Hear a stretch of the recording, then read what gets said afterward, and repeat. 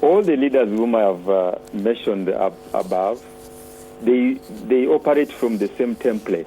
There's no difference between Zenawi, Museveni, Kagame, Kabila, Biya, or Yahya Jammeh. They are all operating with the same template. They hold regular fake elections where all the institutions are personalized, where the opposition is given no space. In 2005, in Ethiopia, all the opposition political leaders were rounded up. The students, all the opposition were brutalized. Victor Ngabile in Rwanda is still in prison. He's still moving with cases with prison. In Gambia, journalists, you mention anything against Yahya Jammeh, you are dead. In Uganda, the opposition are brutalized every now and then.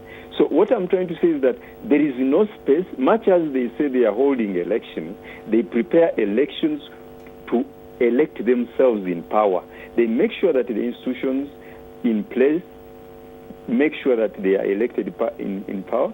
They appoint electoral officials who favor them. Mm-hmm. They unleash state institutions, the state machinery, the police, the army, all of them. I mean, when there is election in Uganda, blood has to flow. When there is election in Rwanda, blood has to flow. When there is elections in Ethiopia, blood has to flow. When there is election in DRC, blood has to flow. So are those elections, frankly, in the same way you could describe the election that we just saw in Senegal?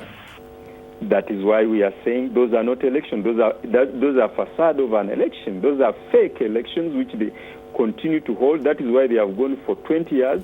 Some of them are going for 30 years. Some people, as a matter of fact, have characterized them as selections. Does that make sense to you?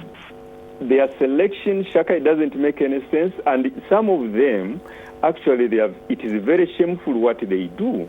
For example, let's take Uganda. Can you imagine a president calling himself a president, appointing brother-in-laws in government, appointing his own wife in government? Can you imagine for the case of Nyasimbe, preparing the son, for the case of Gabon, preparing the son, even Museveni preparing the son, even Kabila also standing in for the father? I mean, the things which they have done, they have turned the countries into chiefdoms.